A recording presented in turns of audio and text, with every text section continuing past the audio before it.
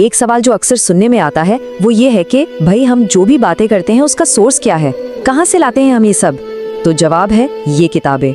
और देखिए ये सिर्फ हमारा सोर्स नहीं है, ये तो पूरी की पूरी इस्लामिक हिस्ट्री का सोर्स है। तारिख अल तबरी, इब्ने असीर, इब्ने कसीर, ये वही महान इतिहासकार हैं जिनकी लिखी बातें आज पूरी दुनिया में इस्लाम की तारीख मानी जाती है। लेकिन चलिए एक कदम और आगे बढ़ते हैं। असली सवाल ये नहीं है कि ये किताबें कौन सी हैं, असली सवाल तो ये है कि इन किताबों के बनने की कहानी क्या है। मतलब ये आई कहाँ से, क्या थी वो वजह, वो चिंगारी जिसने इतनी महान किताबों को जन्म दिया। इस पूरी कहानी को समझने के लिए हम 4 पड़ावों से गुजरेंगे। सबसे पहले जीवंत इतिहास का युग, फिर देखेंगे पहले लेखकों को जो सचमुच समय से लड़ रहे थे। उसके बाद आएगी अब्बासी ज्ञान क्रांति जिसने सब कुछ बदल दिया, और आखिर में वो एक चीज जिसने इस क्रांति को मुमकिन बनाया, कागज। तो हमारी कहानी शुरू होती है इस्लाम के बिल्कुल शुरुआती दौर से, पहले 4 नेताओं यानी खलीफाओं के समय से। अब उस जमाने में ना इतिहास लिखने का कोई रिवाज ही नहीं था। क्यों? क्योंकि इतिहास लिखने के लिए किताबों की जरूरत ही किसे थी?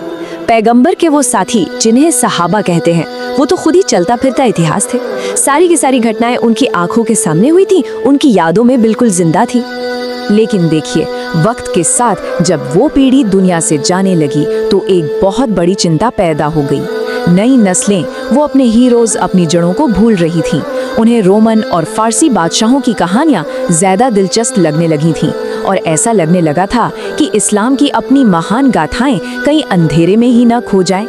और बस इसी चिंता ने जन्म दिया इतिहास को बचाने की सबसे पहली कोशिश को। ये सच में समय के खिलाफ एक दौड़ थी, उन अनमोल यादों को हमेशा के लिए मिटने से पहले कैद कर लेने की एक जबरदस्त दौड़। अब यहाँ की कहानी जरा ध्यान से सुनिएगा। उस दौर के एक बहुत दूर की सोचने वाले खलीफा थे उमर बिन अब्दुल अजीज। उन्होंने इस खतरे को समझा। उन्होंने फौरन अपने वक्त के सबसे बड़े स्कॉलर इब्ने शिहाब अल ज़ुहैरी को बुलाया और बस एक मिशन दिया, इतिहास को बचाओ। अल ज़ुहैरी ने भी बचे हुए आखिरी सहाबा के पास जाकर वो सारी कहानियां सीखीं और इस्लाम की तारीख की सबसे पहली किताब लिख डाली। जबरदस्त कामयाबी थी ये, लेकिन कहानी में एक ट्विस्ट था। किस्मत को कुछ और ही मंजूर था। खलीफा का इंतकाल हो गया और उसके कुछ ही दशकों में पूरा का पूरा उमैयद खानदान, मतलब उनकी हुकूमत, ताश के पत्तों की तरह बिखर गई।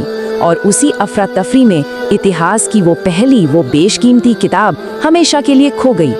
उमैयदों के जाने के बाद एक नए खानदान ने सत्ता संभाली, अब्बासी।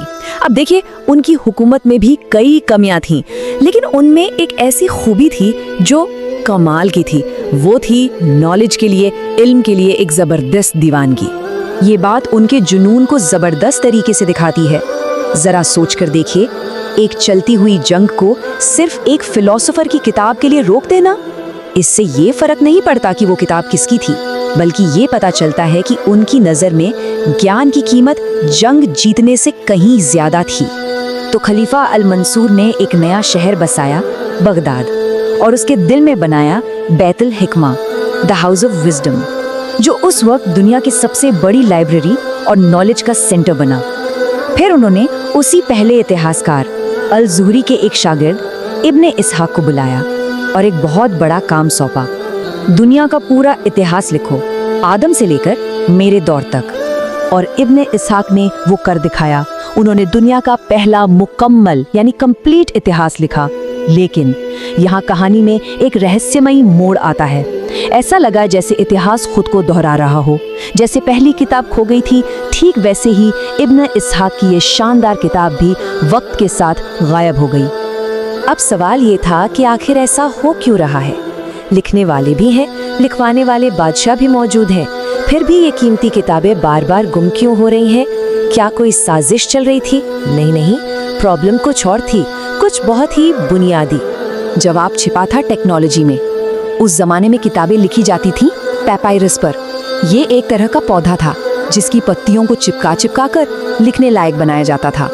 सोचिए ये कितना महंगा, नाजुक और मुश्किल काम रहा होगा। पैपायरस पर लिखी किताब ज्यादा टिक भी नहीं पाती थी। दूसरी तरफ एक चीज थी जो दुनिया बदल सकती थी, कागज। लेकिन कागज बनाने का जो राज था वो दुनिया में सिर्फ एक ही ताकत के पास था, चीन, और वो इस सीक्रेट को किसी के साथ भी शेयर करने को तैयार नहीं थे। और अब कहानी उस मोड़ पर आती है जहां एक जंग ने अनजाने में ही सही दुनिया को सबसे बड़ा तोहफा दे दिया। दो साम्राज्यों का टकराव एक ऐसी टेक्नोलॉजी की क्रांति लेकर आया जिसने इतिहास लिखने का तरीका ही हमेशा हमेशा के लिए बदल दिया। तो हुआ ये कि अब्बासियों और चीन के बीच एक बड़ी जंग हुई।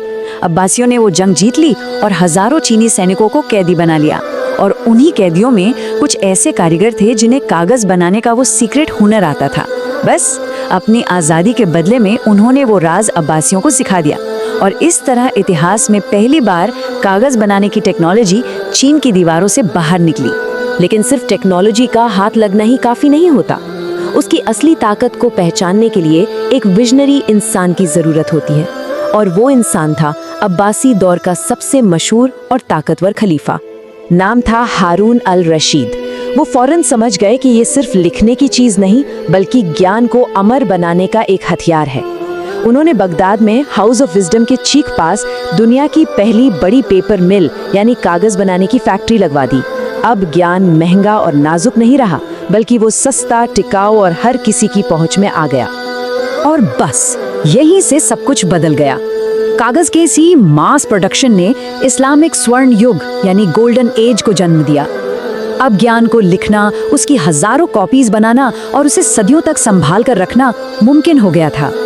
इसी एक टेक्नोलॉजी की वजह से अल-तबरी, इब्न कसीर और इब्न खल्दून जैसे महान इतिहासकारों की मेहनत आज भी हमारे पास मौजूद है। वो किताबें जो पहले गायब हो जाती थी अब हमेशा के लिए बच गईं।